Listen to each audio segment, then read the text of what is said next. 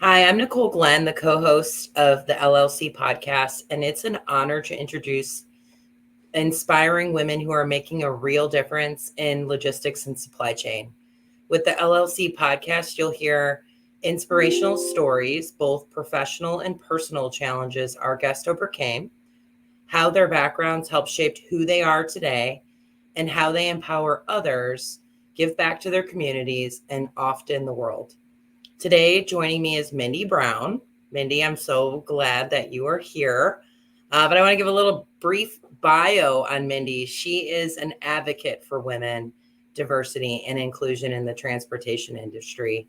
Starting off as a driver and having spent the last 18 years in trucking, Mindy has seen many changes. She is passionate about clearing a path for women who not only survive in the trucking industry, but also thrive and succeed. The result, she feels, is creating more women in C suite positions while creating allyship among men and women. Not only does Mindy feel that she will impact the industry, but she will change the country. So, Mindy, welcome. And like I said, I'm so glad that you're here. It's awesome. We started talking really in person for the first time at Women in Trucking, but you just told me you had seen me on something else and we had connected that way. Yeah, we connected on one of the women in trucking webinars Yeah, on and when leadership. Yeah, I actually do remember that now. Women in Trucking does put on a lot of good conversations for people to check out. I always boast about them because I've really expanded my network. And this last year, when we went to the conference that was in Dallas, I don't know if you've been before any years prior, but I had, and it was just booming with so many more people and people wanting to really clamor for learning and information. So I thought it was an awesome platform this past year. Had you been before? I've never been before. That was my first year, and Ellen's just done an amazing job with the conference, and for what she's done with women in trucking. Being the founder of that, and kudos to her for giving women a voice and a place to network and connect. For sure, for sure. And then I got to see you on a panel. So it was a great panel of women that were up there all talking about mentorship, and you were sharing some great insight, which was why, when we continue to talk, I'm like, hey, Mindy, come on and tell people your story and tell them what you're trying to accomplish in the industry, because I think it's awesome. So I do have to just give a little bit of background. At Women in Trucking, I did host a session called, Ask Outrageously. It was about empowering your life and your career. And Mindy came up to me and she was talking to me, and we've hosted conversations, and we hosted a chat really to understand how we were going to approach this show. And she threw these like brain stumper questions out to me. Just it was more of an interview. I was supposed to be interviewing her, and she was interviewing me. And with that, I realized, and I do want to encourage other people to do these types of conversations, because it really creates a great understanding of how other people are working and what they're doing to really jump forward in their careers. So I mean, I give you such kudos for being audacious and asking those types of questions, because I mean, I really had to pause on some of those deep thinkers that you threw my way that day. Well, it allows you to get to know a person better by their responses and kind of see, at what's at the heart of them and their makeup. So it's always good to see that and get to know somebody on a different level of, other than just seeing them at a conference and then forgetting them. Yeah. So So tell us about you. Tell me your background. I said your brief bio, but there's so much more to you than that. So how did you get in this crazy world of freight? uh, trucking was a second chance for me. It gave me another beginning at doing something with my life that just gave me an opportunity to travel and really, you know, see the world and get paid to do it at 65 miles an hour. And it really just changed my life. And I always loved the freedom of the open road. I always said if I could bottle that and sell it, I would, because there's nothing like it. Um, I drove for 3 years, got out of the truck, moved over into operations manager, driver, business manager, um, and account manager. So I wore many hats in operations. And, I live right outside of Chattanooga and Tennessee, born and raised. And that's kind of how I got into trucking.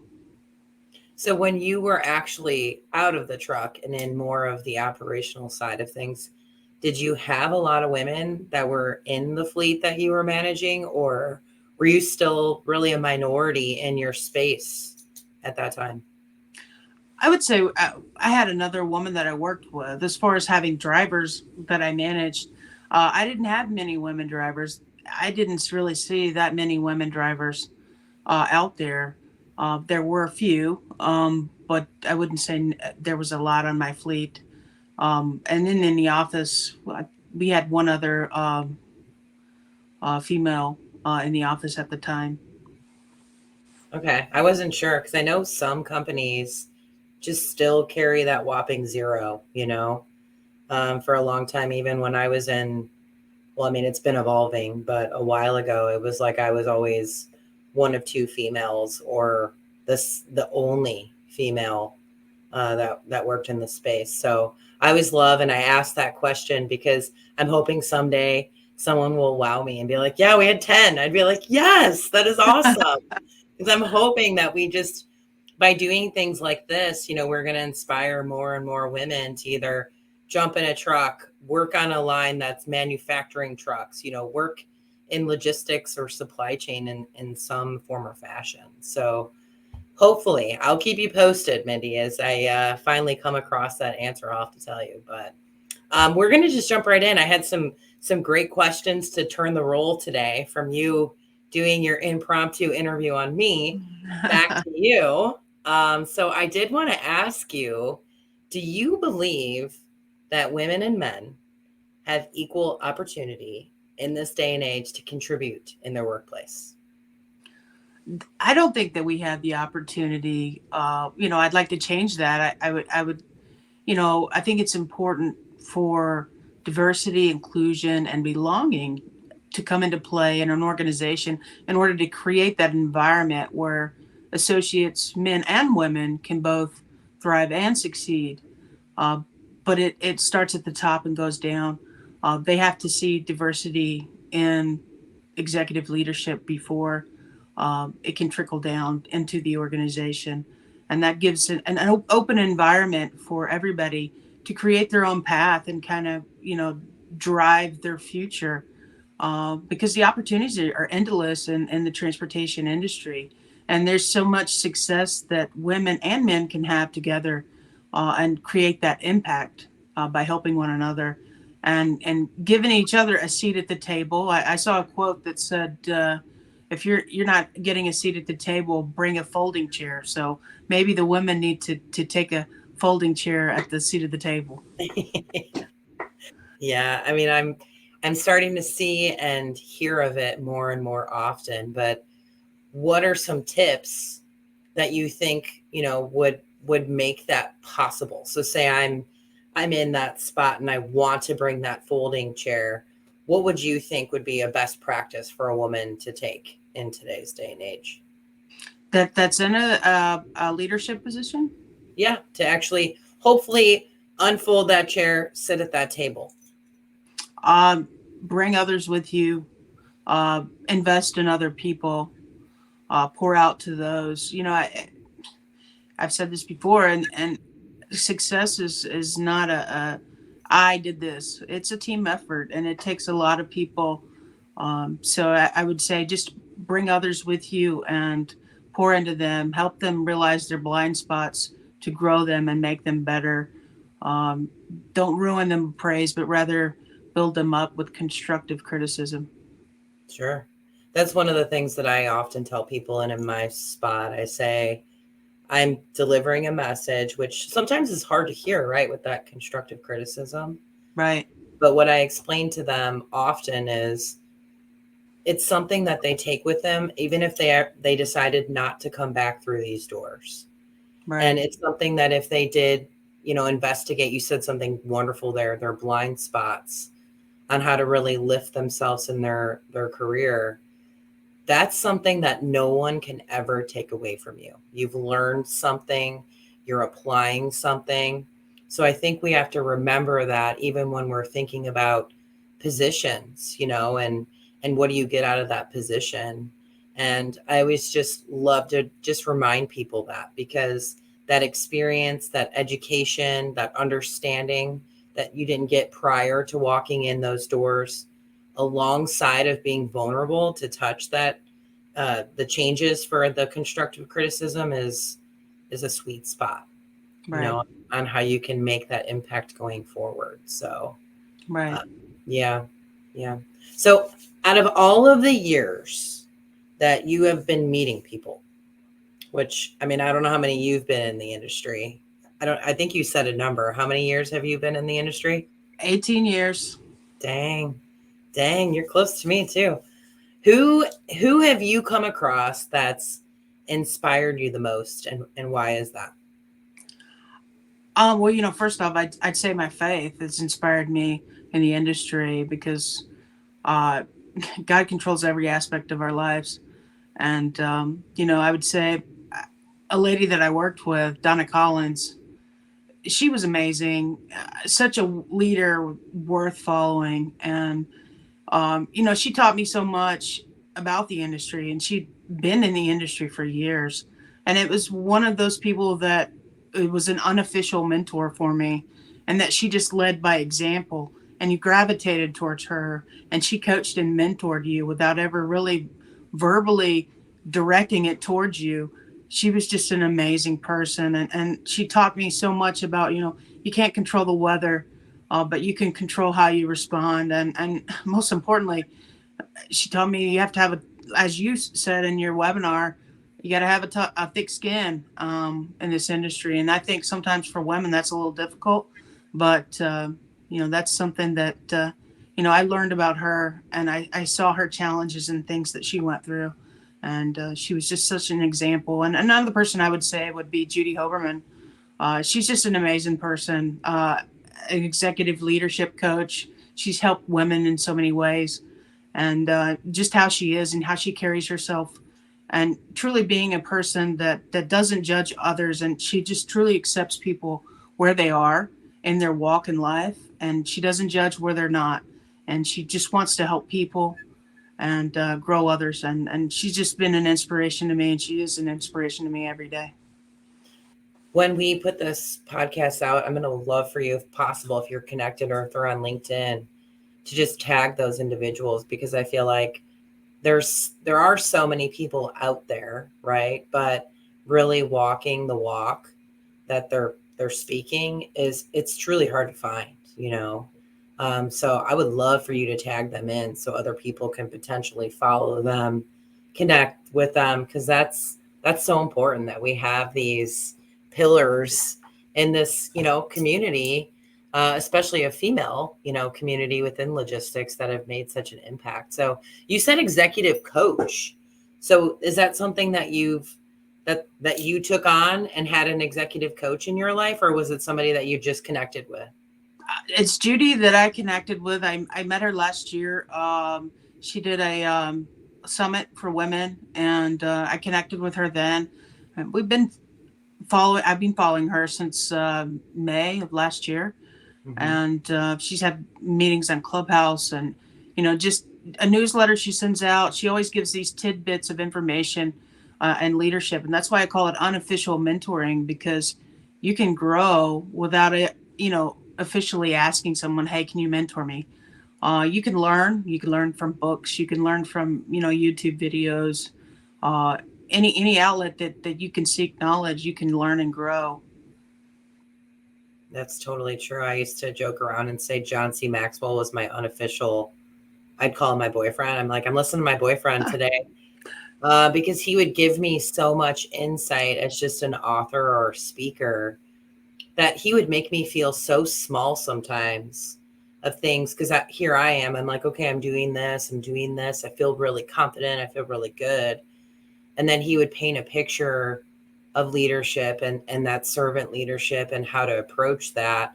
And the small, when I say small, it's one of those things that I appreciate, because I always want to stay humble and stay grounded to understand that there are continuous things that we can do to improve upon. There's different ways to look at every scenario and walk of life and what they've been through, and how do you coach and elevate that. So I agree with you. And one of the things I want to make mention too is in that session that you'd come in for of mine, when it was the Ask Outrageous session, we talked about massive and passive action. And so I know this is, your podcast to talk, but I want to just tell the listeners a little bit about that, because you're doing the massive action side of things. So going to a conference, reading a book, following Judy would be just passive, right? We're getting that knowledge. We're understanding that there's different things out there, but it's really when you turn it into that massive action side, to zoom in, to ask Judy questions, to talk to different people in the industry, to interview CEOs and learn different concepts, is where that massive action comes into play. And when we talked about it at the Women in Trucking conference, I gave an example of, when you want to go on a diet, if you just scroll on your Facebook feed and see a great workout plan and you close that feed and you don't do anything about it, yeah, you learned how to create a workout plan, but it's actually putting it in. So I do want to call that out for Mindy. I mean, please, if you're listening, follow her too. And because she's doing a great thing by putting herself out there and trying to talk to different individuals to continually learn to take those next steps. So I know I keep giving you kudos. I just think that it's so important for all of us to get connected and to have mentors, officially or unofficially, and talk to people and understand, what other steps, what other trials and tribulations have people gone up against that, maybe you could skip, and just Right. into a new spot. So sorry to chime in there, but I just had to throw it out on that. So No, that's great. That's wise words and great tidbits for people to take and apply it to their lives for sure. So I have to ask you this question on successful people. Like, when you think of characteristics that would turn into success, what do you think those are? And why are those characteristics important? I would say, and I touched on this earlier, humility, because you know success is not I did this, it's a team effort, and it's growing with others and surrounding yourself with a tribe or a village, whatever you want to call it, that help you get to where you want to go, where you can recognize your blind spots and better yourself and grow. And I would say respect, and always standing for what you believe in, and being an example for others, leading with a tender heart and a tough mind. That's not always easy, especially in transportation for a woman. But that tender heart, I think, is what makes a great leader, while still having that tough mind to get things accomplished.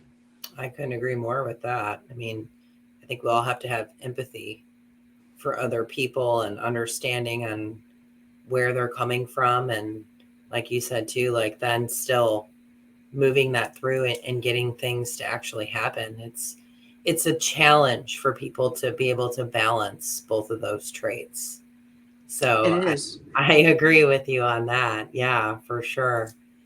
So in asking that question of the characteristics, what do you think then really makes up success? Like, what's that definition to you? I've been thinking about this, and I think everybody wants to be successful, with whatever they choose to do in their life. I think for me, I'm looking more at how do I successfully live a life of significance, and that's my goal, and that I think that's That's servant leadership, is just to lead a life of significance successfully, and not making an impression of yourself, but rather making an impact with other people. And like I said, that's a team effort, and doing it together and say, hey, we did this, we changed the industry. And that's what women can do for the industry. We can work together to create that impact, but we have to do it selflessly, not thinking of ourselves, and really just being significant, striving to be intentionally significant.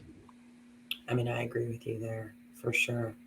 I had a deep conversation with somebody about this a couple of months ago because this person was saying, like, people get classified as successful because maybe they drive a certain type of car, or they have a certain type of home, or they're a certain position, or maybe even buttoned up and look a certain way.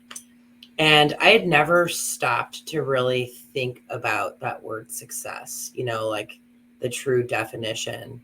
And I think you said it spot on, because it's one of those things that's going to vary person to person. And I think having success and feeling that you're carrying that, even if it's not a paycheck, Mhm. or I mean, anything, I think it amounts to how you show up with integrity and how other people view you. I mean, we've all heard that quote, and I'm going to butcher the heck out of it, but it was something about, it's not about what you, oh goodness, her name's, it's kind of how you make people feel. I think, I forget the exact quote, but it was something along the lines of, it's not what you have, it's how you made people feel. That's Right, somewhere along the line of that. I'm close, right. but I'm still saying it wrong. And I think that that's completely true. So you picked out a question here on perfectionism, which I first and foremost want to know why you picked out a question on perfectionism. Is that something that is important in your life? Can you elaborate a little bit on perfectionism for you? I tend to be a perfectionist. I will procrastinate because I can't do things perfectly. So I've really had to watch myself, and that's another thing that Donna Collins taught me, was to always strive for excellence, and not perfection. And I think the pandemic really brought a lot to light about people. People went through a lot, and they showing up was just giving their best. And I think you should show up for your best. And some days it may be 80%. Some days it may be, just showing up, but you should always give your best. I think life is difficult. We all have challenges.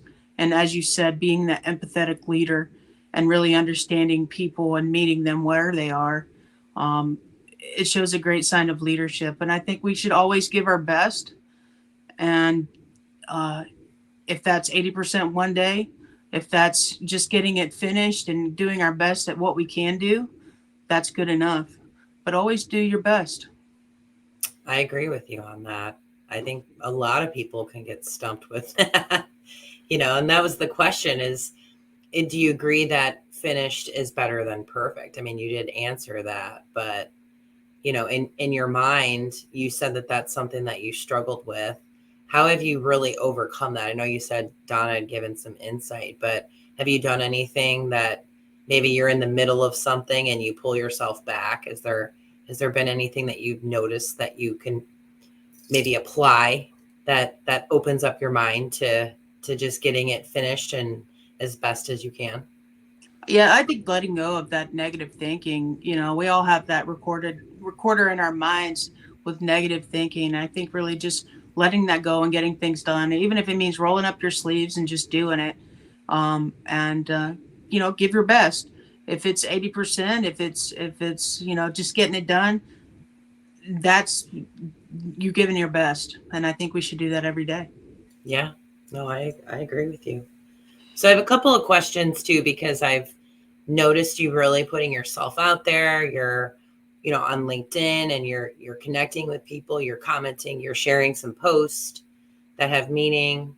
What has this network done for you since you've been really putting yourself out there? I've been able to get to know some amazing people and connect with people that I would not have met otherwise uh, through social media, and just taking the time and really it's taught me to listen, and really hone in on those listening skills and see people, uh, and kind of put myself in their shoes and be an empathetic leader.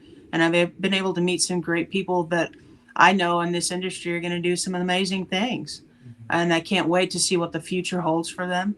And it's exciting. It's exciting, when women get excited about what they want to accomplish and what they want to achieve in the industry. So I'm thankful that I've had the opportunity to network with other people and really take this time to get to know them and some of their goals and aspirations. Yeah. And from doing that, are you like when you reach out? I mean, I know for myself, I always feel pretty welcome when I'm reaching out to people. And in the session, I know I'm kind of bouncing all over right now. In that session that you had with mentorship that I sat in and listened to, you were talking about, asking and networking. And do you think that the industry and the contacts that you've reached out to have been pretty open to you reaching out to them and trying to establish these firm connections?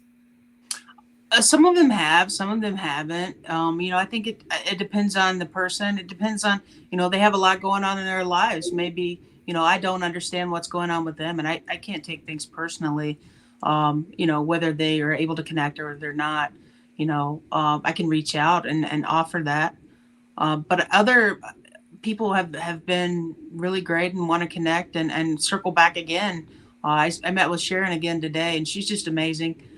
So it's been able to circle back with people and get together again. Yeah. So just so everybody listening, Sharon Sire is another LLC host. And so she is just somebody phenomenal to network with. She's been in our industry for over 30 years. And she's really been in many, many different styles of companies, whether it's asset or brokerage or, I mean, agent model. I mean, she's been all over the place through her experience. And she's also really dedicated herself to helping women in business and in this space of what we're doing. So she's just someone great to have in your network.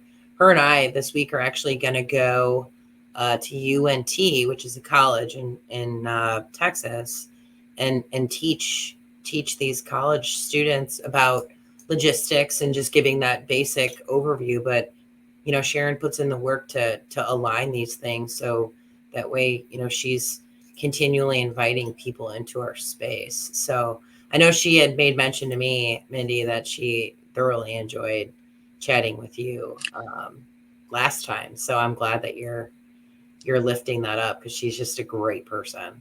Yeah, she's such a great person to have and to bounce things off of, and she provides a lot of wisdom and insight, and I enjoy talking to her. Generally, she's just really a fantastic person. Yeah, yeah. Well, I would love to thank you for joining us today.